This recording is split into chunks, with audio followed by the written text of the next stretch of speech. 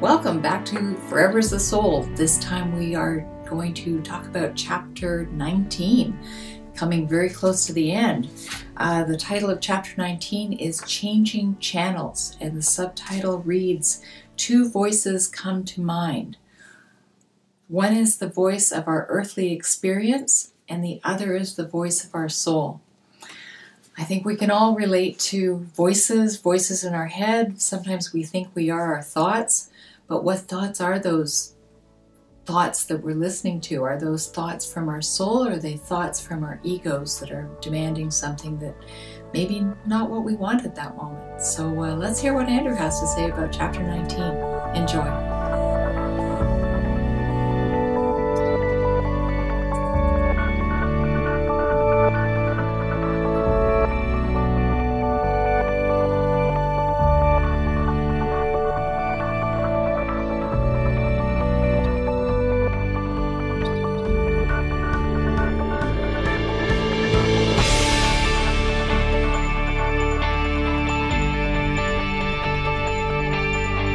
Here we are on chapter 19, Changing Channels. Thanks for coming along. Lots of hits last week. Thank you very much for watching last week's video.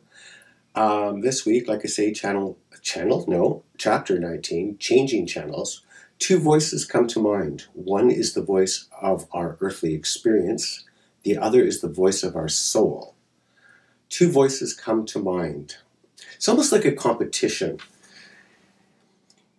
And for those that have listened to all my different videos on pertaining to forever, I've talked a lot about algorithms, and I've talked a lot about left hemisphere and right hemisphere, and I've talked a lot about the heart, and I've talked a lot about the frontal cortex and how I think it all comes together as a fictional writer that believes in reincarnation and the evolution of the soul.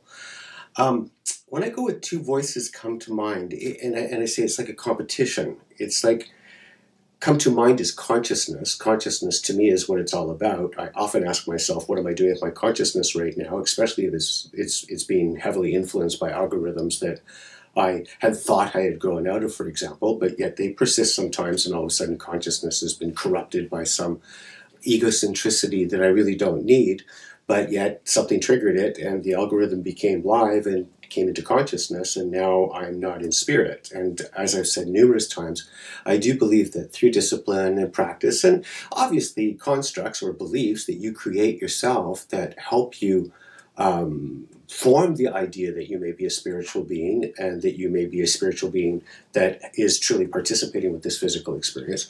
All these things that I've gone on about in previous videos. So, you know, to me, it's about competition. Two voices come to mind. One is the voice of the earthly experience. Well, that's algorithms, and that starts, I believe it starts in utero, when you're just after conception. The little neurological system that's going to hold you is being formed, and you're feeling your mom's emotions and what she's eating and drinking, and on it goes. And when you're born, it's just record, and algorithms develop, which then become the constructs, which then feed consciousness.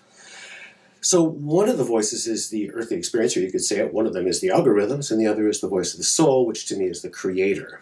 So in chapter 19, what's happening is that we've got Elizabeth, and by chapter 19, obviously you know Elizabeth. She's a main character, secondary, but she's throughout. You'll see her. By now, you're getting to know her really, really well, and she's going through a lot of stuff. Like, you know, she is Maria's mother, and she's Charlotte's grandmother. So there's this connection between these people who are, you know, going through various different stages of mourning, and mourning will often evoke a visitation, if you will, of one's algorithms. What does one believe? You know, maybe you didn't have a belief in an afterlife until you lost somebody, and then something in you kind of woke up and you said, well, I want to believe that there's an afterlife. I want to believe there's a heaven, or I want to believe that there's a soul, or whatever it is.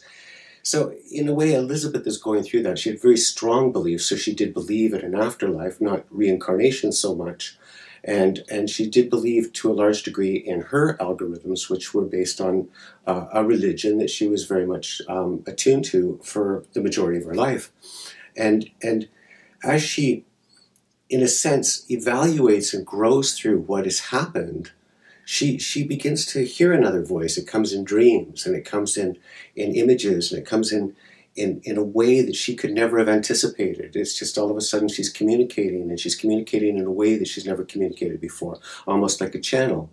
And she begins to go through this process where she's beginning to understand that there's two things going on here. There's Elizabeth and all that Elizabeth believes, but she's also beginning to move to a place within herself where she's really not questioning what she believed throughout her life, but building on what she believed throughout her life, and beginning to recognize, sort of like in the God chapter, there's no separation, and she's beginning to recognize that there's no separation between her life and her brain and what her brain contains and what she perceives on a conscious level. So she's beginning to learn to understand that there's two voices. Now, ultimately, and I think it's Bob Dylan, one of his songs, he's got a line in it that you got to figure out which master to serve. And I think that that's the biggest trick. You know, certainly for me as a writer and all the different things that I've done in my life, it's how do you differentiate or discern which voice is which. Sometimes, you know, you got stuff going on and you're emotionally tied to it, and it seems really, really real until your emotions change, and then it's not real at all. So it can be tricky to figure out which voice to listen to. And you know, at this point in my life as a writer and as a communicator, I still have difficulties. I have days where it's like, shut up, and it's just noise, and I know it's noise, but once it gets going, it doesn't shut up sometimes, and you just have to take those days and you know, lots of discipline. Breath works, going for walks works, hitting yourself on the toe with a hammer works for a minute. You know, just distraction, trying to get your consciousness under control rather than verbing off some kind of algorithmic response that's taking you down a rabbit hole that you don't want to be down. And it does take time, and it does take discipline and order. And it's funny because there's stages as you go through different stages, and I can certainly relate to this as a writer. And I think I've said bits and pieces to this in previous videos. You know, I'm going to write a book. That sounds really easy. And your expectations are high and all this kind of stuff. And as I was writing the book, I really recognized that what was getting in my way most of the time was me. I had to truly learn to shut my ego up, put it over there somehow, and just trust in the more quiet voice. So again, the emphasis, this is chapter 19, so I'd already written 18 chapters. I'm getting pretty used to this fight with this voice. And I'm learning how to just kind of let it go, let it channel, let it come to me. Don't reach too hard. If you get expectational, that's just ego. That's algorithms that are activated that are saying, oh, I could do, you know, you're getting all wound up. So you lose that perspective. So to me, chapter 19 is really about Elizabeth going through an awakening, not dissimilar to the awakening that I was going through when I did feel very compromised neurologically, and the only thing I could really do, certainly the first half of the book, was write the book. And it was very tedious at times because it would take me about 30 seconds to write the really good stuff, but it took me about 5 hours to get to the 30 seconds. And then as the book progressed, I just learned how to quiet that voice and really tune in and listen. And like I say, most of the time now, I feel blessed, although it's been a lot of work, to say that I live in a consciousness of my choosing. If I feel myself going out, I know that I can think a certain way and evoke a biochemical response, which is like meditation. I'm going to meditate, and in doing that, I'm going to lower my cortisol levels, and I'm going to think good things, which increase my serotonin levels. And all of a sudden, I've recalibrated my brain. And we can all do that. It just takes a little bit of discipline. And writing, oddly enough, was probably the thing that slowed me down enough to be able to go, I really want to write this book. I really want to tell this story. I need to learn how to slow down. And in conjunction with some physical challenges, I had no choice. And out came Forever's the Soul. And it's really kind of cool because, you know, I have had feedback from people that have read it. I was talking to someone the other day, she's read it 3 times, and she said every time she reads it, she gets something out of it. And that is so cool, that people are sort of, you know, reading it and experiencing their own algorithmic response, and maybe taking it to a place a little bit outside of their own algorithmic responses and giving them something to think about. Well, you know, for me, writing the book, it did that. You know, it really forced me to go, what do I believe? What do I believe? What do I believe? And slowly I learned to really listen to the one voice and tell the other one to be quiet most of the time. So those are my thoughts on chapter 19. 20 and 21 to go, which is really cool.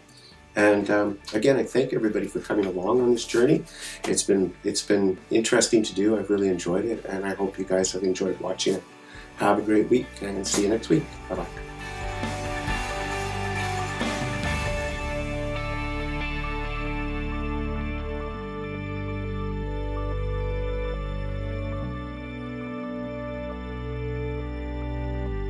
I'm going to do the whole thing in Kermit the Frog's voice, because it's about voices.